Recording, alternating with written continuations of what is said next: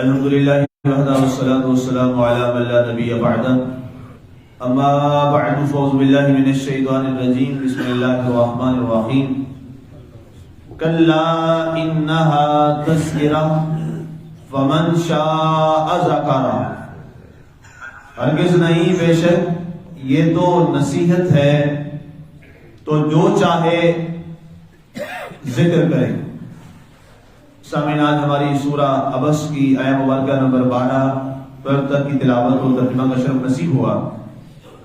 کل آخری کلمات فَأَنْتَ عَنْهُ تَلَهَا، یہاں تک ایک مضمون مکمل ہوا جو حضرت ابن ام مکتوم حضور صلی اللہ علیہ وسلم کے ایک نابینا صحابی کے حوالہ سے یہ 10 آیات جو ہیں اس حوالہ سے گفتگو ہو رہی تھی ہماری۔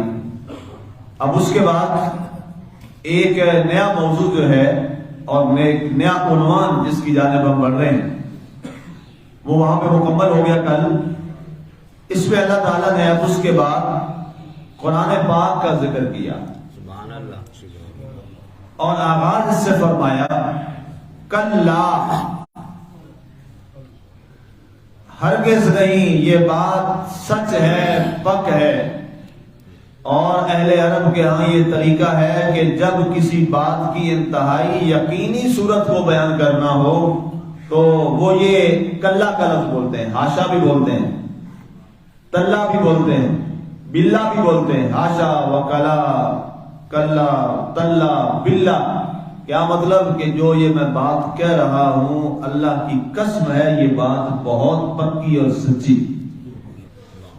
اب ظاہر ہے قرآن عربوں کے اندر اترا، عرب کی زبان پر اترا، ان کے طرز معاشرت اور ان کے انداز تکلم کے مطابق لسان عرب میں قرآن پاک آیا ہے، تو ظاہر ہے وہی انداز ہے۔ فرمایا کلا انہا تذکرہ، کلا کے بعد پھر لفظ انا بھی آیا۔ اب یہ انا کا جو لفظ ہے یہ کسی بات کے اور مزید یقین کا فائدہ دیتا ہے۔ یہ انا، بانا، کانا، لیتا، لاکنا، لعلا، یہ انتہائی، یہ جتنے الفاظ میں نے گنوائے ہیں یہ عرب کے ہاں استعمال ہوتے ہیں اور یقین کا معنی دیتے ہیں۔ ان میں ایک انا جو ہے یہ ایک خاص جو ہے انہیں مشبہ بالفعل کہا جاتا ہے ہمارے عربی گرامر میں، تو کہتے ہیں انہا تذکرہ، اے لوگو یقین کر لو، ہرگز نہیں، ہرگز نہیں، بے شک یہ قرآن سراسر نصیحت ہے، نصیحت ہے، نصیحت۔ اب یہ اللہ کا فرمان ہے، رب ذوالجلال کا کائنات میں ہمیشہ کے لیے رہنے والا، باقی رہنے والا جو کلام پاک ہے، اور اس وقت جو دنیا کے اندر صحیح ترین کتاب اور جس کتاب مبارک پر ساری کائنات کے ہر فرد کو اس بات کا یقین ہے کہ یہ کیا ہے، یہ اللہ کا کلام ہے، یہ رب ذوالجلال کا کلام ہے۔ اور کلام مبارک بھی اس انداز کا ہے کہ صفحہ اولا پہ یہ فرما دیا گیا ذالک الکتاب لا ریب فیہ، یہ وہ کتاب ہے جس میں ذرہ برابر بھی شک نہیں۔ یہ ہم امت کو اس بات کو سمجھ لینا چاہیے کہ دنیا میں جتنی بھی کتابیں لکھی گئی ہیں، لکھی جا رہی ہیں، قیامت تک لکھی جائیں گی، کوئی ایک ایسی کتاب نہیں ہے جس کو آپ یہ کہہ سکیں کہ جناب یہ ہر لحاظ سے مکمل ہے، اکمل ہے اور اس پر سٹینڈ کیا جا سکتا ہے۔ ایک کتاب بھی ایسی نہیں، ایک کتاب بھی ایسی نہیں ہے جس پہ اوپر ہر لحاظ سے آتا ہے۔ مثال کے طور پہ اب دنیا میں جو مشہور ہے کہ جی حدیث کی صحیح ترین کتاب جو ہے وہ صحیح بخاری ہے، اس پر لوگوں نے وہ لکھ دیا، اس کے اعتراضات میں صحیح بخاری پہ لوگوں نے اتنی کتابیں آ گئی کہ جناب اس میں یہ نقص، یہ نقص، یہ نقص، اس میں امام صاحب نے یہ چھوڑ دیا، اس میں امام بخاری نے یہ سکپ کر دیا، اس میں یہ سکپ کر دیا، یہ فلاں چیز اس میں نہیں ہے، یہ چیز آج یہ ہمیں سمجھ نہیں آتی یہ کیسے ہو گئی۔ بے شمار اس کا اعتراضات، جس کو دنیا کہتی ہے کہ صحیح ترین کتاب ہے حدیث شریف کی۔ اور بعض نے تو یہاں تک کہہ دیا اصح الکتب بعد کتاب اللہ بخاری. اب یہ جملہ بھی اس بات کی غمازی کرتا ہے کہ کوئی بھی جتنی بھی آپ کوئی کتاب صحیح کہہ لیں اس میں آپ کو بہت سی نقص اور کمی کی چیزیں مل جائیں گی اور ہوتی ہیں، ملیں گی، لیکن ایک کتاب ایسی ہے کائنات میں، صرف ایک کتاب اس وقت ایسی ہے اس میں کوئی نقص و کمی نہیں ہے، ہر نقص و کمی سے پاک اور بالا تر ہے، اور وہ صرف یہ قرآن پاک ہے. اور ہم خوش نصیب ہیں، اللہ نے یہ کتاب ہمیں عطا فرمائی، ہم کتنے خوش نصیب ہیں. لیکن اس کے بعد بد نصیبی کا سفر تب شروع ہوتا ہے کہ جب مسلمان اس کتاب قرآن پاک کو چھوڑ دیتا. وہ بات تکلیف دے، وہ بات تکلیف دے، اور ہم ایک اصل کتاب کو نہیں سمجھنے کی طرف بڑھ رہے. مجھے یاد ہے ایک صاحب آئے میرے پاس، تو کسی موضوع پر میں نے بات کی، تو ان کا جی وہ اپنے ایک مولانا صاحب کو ساتھ لے کہ جی آپ نے وہ جمعے میں ایک بات وہ کی تھی. میں کہا جی وہ تو فلاں کتاب میں، اردو کی کتاب ان کی بغل میں تھی، کہ جی اس میں تو یہ لکھا ہے. میں نے کہا بھائی میں نے اس کتاب کے اوپر ایمان لانے کا کلمہ میں نے نہیں پڑھا. یہ آپ کے ہاں بڑی معتبر ہوگی، میرے ہاں تو شاید ہو ہی نہ. میں نے جو کلمہ پڑھا ہے لا الہ الا اللہ محمد رسول اللہ صلی اللہ علیہ وسلم، اس میں اللہ کی وحدانیت اور رسالت مصطفیٰ صلی اللہ علیہ وسلم کا اقرار کیا ہے، اور ایک ہی کلام پہ یقین، اور جو میرے لیے لائے عمل ہے ہر لحاظ سے، وہ صرف قرآن پاک. قرآن سے پہلے بات کریں گے قرآن کیا کہتا ہے. تو نہیں جی یہ فلاں نے یہ لکھا ہے. میں نے کہا پھر تمہارا وہی معاملہ. میں نے کہا میں تو قرآن پہ بات کروں گا، پہلے آئے پہلے قرآن پہ بات کرتے ہیں نا، قرآن کیا کہتا ہے. مجھے بڑا افسوس ہوا، میں نے کہا جہاں یہ بیچارہ لوگوں کو وہاں محاذ کرتا ہے، تبلیغ کرتا ہے، ان کے امام کا یہ حال ہے تو عوام کا کیا بیڑا غرق ہوا ہوا. اصل میں وجہ کیا ہے؟ وجہ یہ ہے کہ علمی کمی ہے، علمی یتیمی ہے. جب آپ صرف اردو کی کتابوں کا سہارا لے کے آپ دین سیکھنا چاہیں گے تو آپ کیسے سیکھ سکتے ہیں؟ نہیں سیکھ سکتے. سارا دین کس زبان میں ہے؟ عربی زبان میں. سادہ سی بات. آپ جائیں انگریزوں میں رہیں اور آپ کہیں میں انگریزوں کا مقابلہ کر لوں لیکن پنجابی اور اردو سے کروں گا، کر لیں گے آپ؟ کون سی زبان سیکھنی پڑے گی؟ انگریزی سیکھنی پڑے گی. پھر ہی آپ ان کے علمی معاملات میں مقابلہ کر پائیں گے. ان کے ساتھ وہاں کوئی بھی بات ہوگی تو کریں گے آپ، وہاں کی زبان سیکھ کر اس کا مقابلہ کریں گے آپ، اور ان کی باتوں کی آپ سنیں گے، سمجھیں گے، وضاحت کریں گے، ساری جو چیزیں بھی ہوں گی. لیکن جب ایک پورا دین جو ہے وہ آپ کی جس زبان میں ہے، عربی زبان میں، اگر وہی آپ کو نہیں آتی تو آپ دین پر کیسے دسترس حاصل کر سکتے ہیں؟ نہیں کر سکتے. اب صورتحال یہ ہے کہ اگر آپ لوگوں کی لکھی ہوئی کتابوں پر آ جائیں گے تو پھر ہوگا کیا؟ پھر آپ تقسیم در تقسیم در تقسیم در تقسیم ہوتے چلے جائیں گے. ہر ایک لکھنے والے نے اپنی سوچ کے مطابق اس میں ضرور الفاظ جو ہیں وہ اس نے ایڈ کرنے ہوتے ہیں اور وہ کرتا ہے. لیکن ظاہر ہے جب ہر ایک کی اپنی اپنی سوچ ہو جائے گی تو افکار مختلف ہوتے چلے جائیں گے.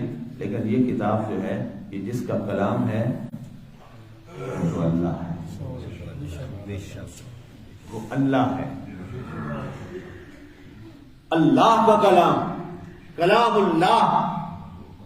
اور میں ہمیشہ یہ جملہ عرض کرتا ہوں کہ ہم مسلمانوں کی بدقسمتی یہ ہوئی کہ سب سے زیادہ جو ہم گروہوں میں تقسیم ہوئے ہیں وہ صرف اس وجہ سے تقسیم ہوئے ہیں کہ ہم نے اصل کو چھوڑا ہے.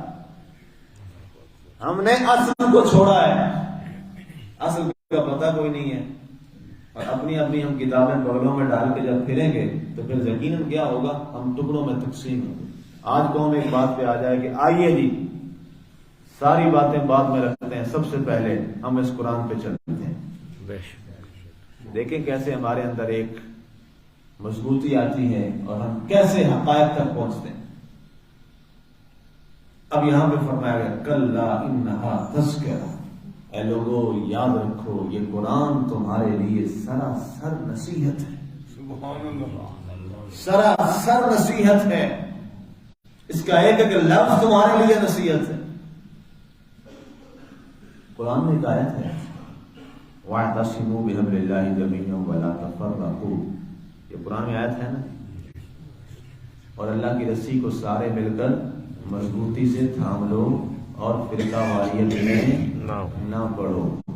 یہ کس کی آیت ہے؟ قرآن کی آیت ہے۔ اب جو اس کے بعد فرقہ واریت کی بات کرے وہ قرآن پہ عمل کر رہا ہے یا قرآن کو چھوڑ رہا ہے؟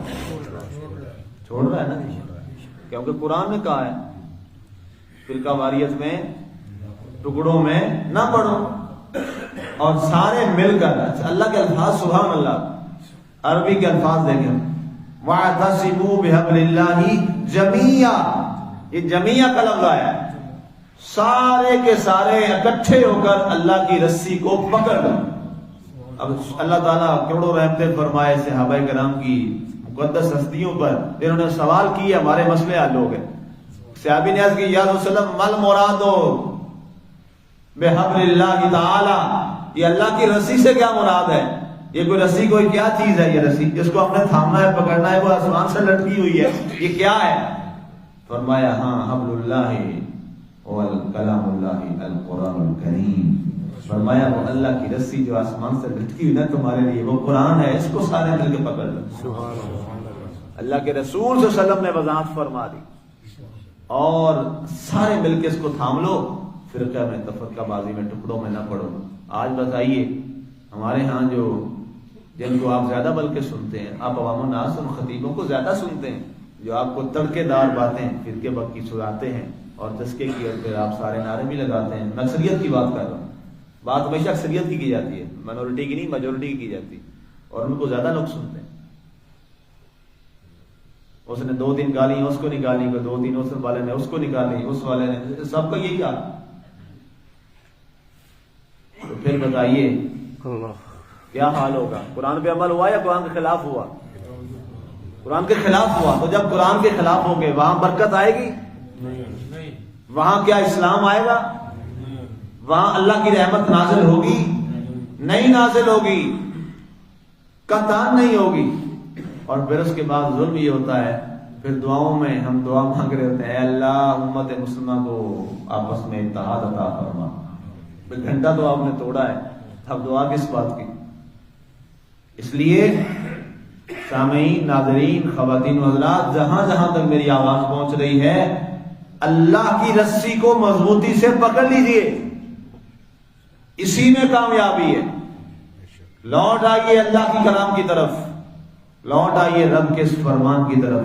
اس سے بڑی نصیحت یقین کر لیں کوئی کتاب نہیں ہے، اس سے بڑی نصیحت والی کتاب کائنات میں کوئی نہیں ہے، یہ سب سے بڑی نصیحت والی کتاب ہے۔